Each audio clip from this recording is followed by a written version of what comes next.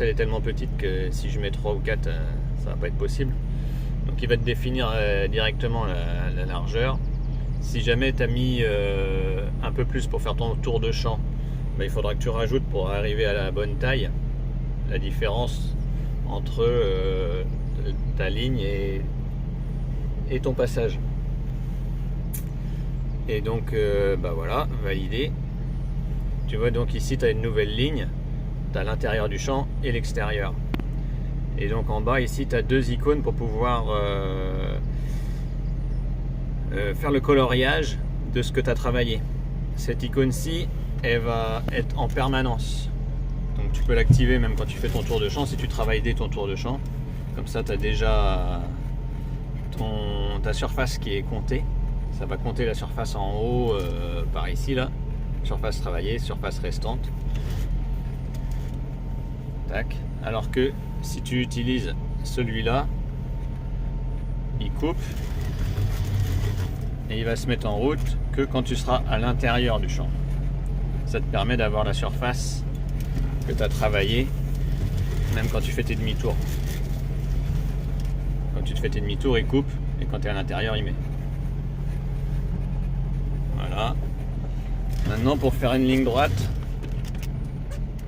ou une courbe, mais bon, c'est plus facile en ligne droite, ça marche mieux. Tu as 2 possibilités. Soit la façon classique, ici, plus, et le point A, on avance, et un point B.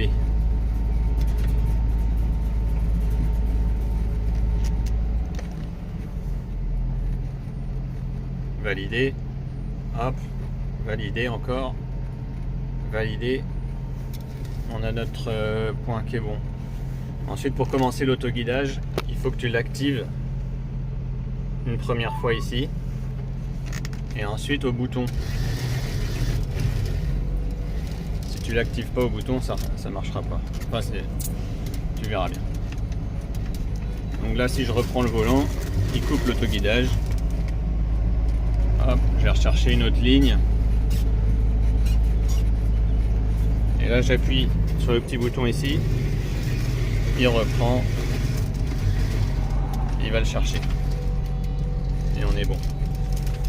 Donc là, hop. Je vais faire ça. Bon, là, tu as les principes de base. Il y a une deuxième technique pour faire une ligne droite. Donc on va déjà désactiver celle-ci.